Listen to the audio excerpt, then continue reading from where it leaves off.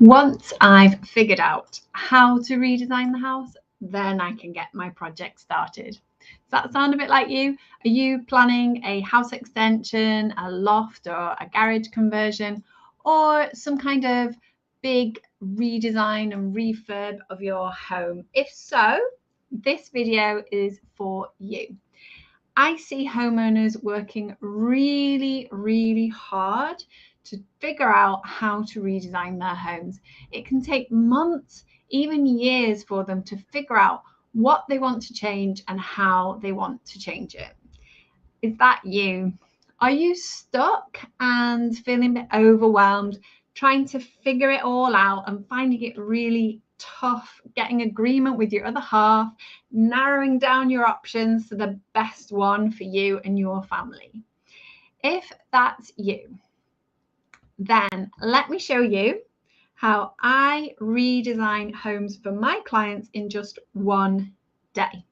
I'm going to show you step by step what I do so that you can follow along and get your new floor plans and layouts for your home redesign figured out really quickly. So firstly, what happens is my clients send me photos, plans of their completed pre-design prep book. So I'll just give you a little look at what that looks like. If you can give me a second while I flick over. So let's see, we're going to have a look here. So this is my prep book, and it's a document I send to my clients. It goes through my EAGLE method. This is the EAGLE method that I use, which is evaluate your home, assess your lifestyle, gather information, listen to your heart, and emphasize your priority. So in each of those sections, I explain a little bit about it and then give some example exercises for each of those.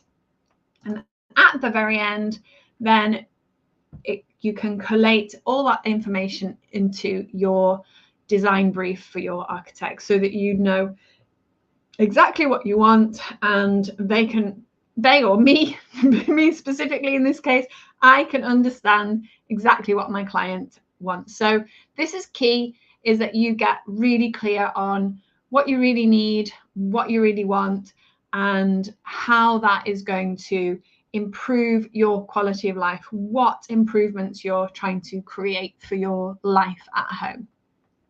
So that is your brief. If you would like my help, I can give you a free checklist. You can get my free checklist, and that will give you some of these exercises that you can start with today. So I go through everything that my clients have sent, including their floor plan. So this is just an example floor plan for a client of mine. Let me just zoom in there. So you can see this is their existing house, front door, entrance hall, stairs up, kitchen here with a bit of pantry, downstairs loo, dining room open to the sitting room and open to a conservatory.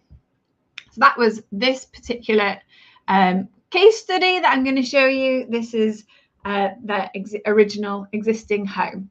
So I go through, I look at floor plans, I look at photographs, and I look through the document that they've completed explaining, you know, what they love about their home, what they hate about their home, and all those sorts of things. And I look for common themes, frustrations, desires, needs, and I'm searching for any unused or underused spaces.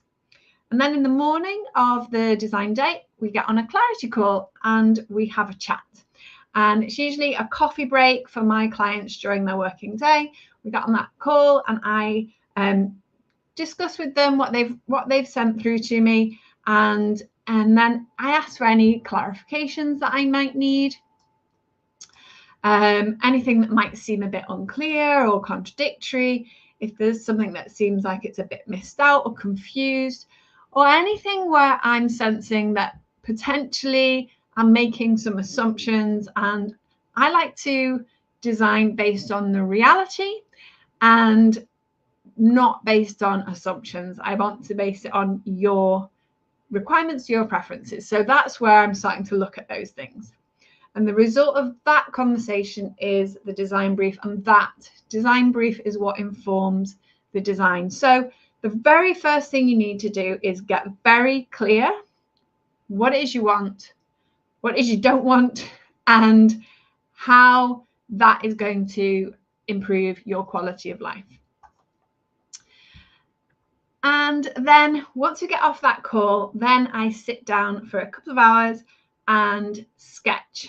So the sketch designs I'm going to show you here, some examples. So this is one example, opening the kitchen, the dining, and possibly having a pocket door, closing off here. So there's this big space for a comfy sofa, maybe a large dining table, closing off the interior space from the conservatory. If you have an opening between a conservatory and an internal space, that is illegal, sort of. It certainly doesn't comply with building regulations, and it was making this particular house freezing cold. So that needs to be closed off. And looking at different things. So how can we create that space in a way that feels more open, feels more spacious, gives what's necessary, and simple moves. How can we do that in simple ways? So closing off this door and moving it over here makes more space here for some coats and a bit of bench, and makes more space in here for more cupboard space. So these are the sorts of things that I'm looking at. This was an unusable space because the door was there, but moving the door makes this space usable for the coats that they wanted to have. Those are the sort of things that we start to look at. And I look at lots of different variations on that. Here's another variation, removing the conservatory and closing off between the sitting room and the open plan kitchen diner. Another variation, taking making more of like a utility space and making this conservatory more of a dining room. Another variation, lots of variations. So I haven't actually, there's not that many variations I've got to show you here, but that's the sort of thing that I do. So let me bring you back to me. So there we go. So we redraw their home, and all those have lots of little explorations, looking at different things that we can do. And then we get on a second call and have a look at that together. We discuss all those options, we tweak them, we rearrange them, we look at what I'm basically doing when I'm looking at that is I am looking at the floor plan, and I'm looking at what spaces can I open up one to another? Where can I make the space feel bigger, but without necessarily having to add more space? Or in this particular case, we were not adding more space. Sometimes, we do add extra extension space. We extend and add on where it's needed, and looking at how to do that in a way that's like minimizing structural alterations if necessary. Always keeping an eye on budget. What's the cost of that, and how does that fit financially and what they're requiring. Maybe it's a large budget, maybe it's not. And where does that extra space need to be? In this situation, we're looking at a little bit extra space in the hall to have space to hang coats and put some shoes, because it just wasn't any space for that at all. And what changes are going to make a difference to quality of life? What do they actually want to do? Where are we going to demolish walls? Where are we going to add walls? What spaces need to change? What spaces need to get bigger? So that's the sort of thing that I'm looking at. And then we look at that, talk it through, and I get my client's viewpoint on that.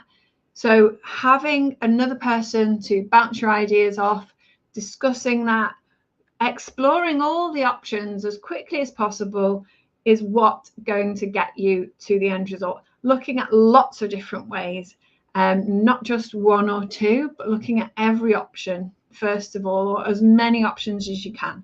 Doing that quickly by hand, not worrying too much if it's a straight line.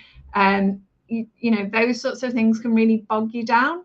You're just looking at getting this quick overview to begin with, and then you can get down into detail. I've had client calls where you know, at this very early stage, and they're talking to me about how many light sockets, how many, you know, plug sockets they've got in the room. There's not enough. That sort of detail you don't need to worry about at the very early stages. It's easy to get an electrician in and add a couple more sockets. It's a completely different thing figuring out where your walls are going to be. That's what you need to do at the very beginning. So if you find yourself getting drawn down into detail, step back, zoom out. Those details are not necessary at the beginning. You can think about those a little bit further along the line. So once we have tweaked, rearranged, added to, omitted, then we get to a preferred option, or possibly two options, which I then draw those in a bit more neatly to scale. I'll give you, let's see if I can find you the example of for this one. So here we go. So on here, yeah, you can just about see a little hand zooming around. So on this one, we closed off between the kitchen diner. We opened a structural, we removed a wall here to make an open plan kitchen diner. We added a wall here to close off the sitting room from that kitchen diner. We moved the door over to create this cloak area, and we stole a bit from the kitchen to make this, what was just a downstairs loo, into a utility room, a cloakroom, and a little side entrance where they could contain a muddy dog after walks and wash them down before getting into the rest of the house. So those are sort of moves that we made here. What those look like for you may be very different, but that's the kind of approach. So this was a sketch design at this point. Once you've got the sketch design, then it's easy to look at that, review that, see if that's really right for you. And that's where, with those sketch designs, you can check budget cost outlines, get some idea of how much it's going to cost, submit a pre-application planning inquiry, get some draft structural designs to really figure out, you know, how much structural alteration is necessary, how much steel work, what sort of costs are those going to be. You can get specific surveys to check any particular concerns. For example, I have a lot of clients who are interested in upgrading the energy efficiency of their home, so we often do a pressurized thermal imaging test or an asbestos survey. And these sorts of things are going to highlight specific concerns and make sure that you can, you're not going to get caught out by costs that you don't expect, and you can make adjustments to the design to allow for that if you need to. And also then potentially speaking to local estate agents to help you figure out if there's going to be a return on investment for that work. If you were to do the work and sell it, would it cover the cost of the work for you if that's an issue? So this is how you can get your home redesigned in just one day and then make sure that it's really right for you. So it starts with the very clear brief, very clear understanding of what you need and what you want. Then it goes into a thorough exploration of lots of options, getting them all out there. Doesn't matter how silly each idea is, but looking at them all and then reviewing them and then refining them, tweaking them till you get to one that you want, and then double checking that that's absolutely the right one. I hope this has helped to show you the kind of process you can go through to get your home redesigned in just one day, or hopefully quicker. If it sounds like that's way too much for you and you think coming up with all those ideas for your home and then narrowing it down to your preferred option is just too much to do on your own, then don't worry, I can help you. If you'd like me to redesign your home in just one day, then take a look at my big picture plan That's the link for that is in the description. The Big Picture Plan package is a full guided visioning, and then a design in one day, and then supported double checking to make sure that you get the right design for you. Best wishes for your home designs, and I'm looking forward to seeing you again soon. Bye for now.